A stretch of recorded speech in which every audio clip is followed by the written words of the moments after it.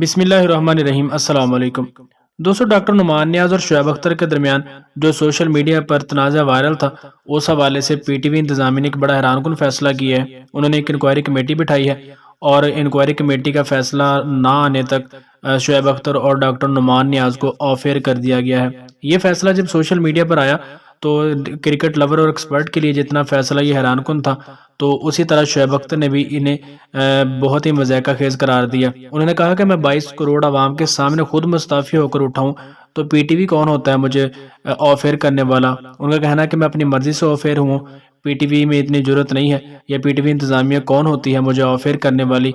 तो जाहिर सी बात है कि जब शोएब अख्तर को कोई कसूर ही नहीं था, डॉक्टर नुमान नियाज की गलती थी, और शोएब अख्तर ने इस गलती को ख़त्म करने और मामला रफा दफा करने के लिए जो है वो एक उनको आइडिया भी दिया, लेकिन डॉक्टर नुमान नियाज को पता नहीं क्या सूझी, उन्होंने इस पर अमल नहीं किया और वो अपनी डिटाई पर कायम रहे और उन्होंने यही कहा कि मैंने जो कुछ किया है सही किया है।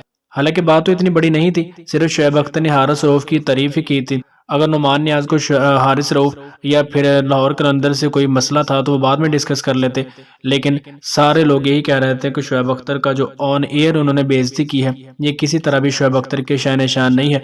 और इस तरह सोने पर सुहागा पीटीवी ने किया कि उन्होंने शोएब अख्तर और डॉक्टर नुमान नियाज दोनों को ऑफ एयर कर दिया है, जिस पर शोएब अख्तर ने अपना रद्द-ए-अमल बयान करते हुए कहा कि पीटीवी इंतज़ामिया कौन होती है मुझे ऑफ एयर करने वाली, मैं अपनी मर्जी से ऑफ एयर हूँ, मर्जी से मैंने इस्तीफ़ा दिया है। अब देखते हैं कि आगे क्या सूरत हाल होती है, और जो भी नई अपडेट आती है मैं आप दोस्तों के साथ शेयर करने की कोशिश करूंगा।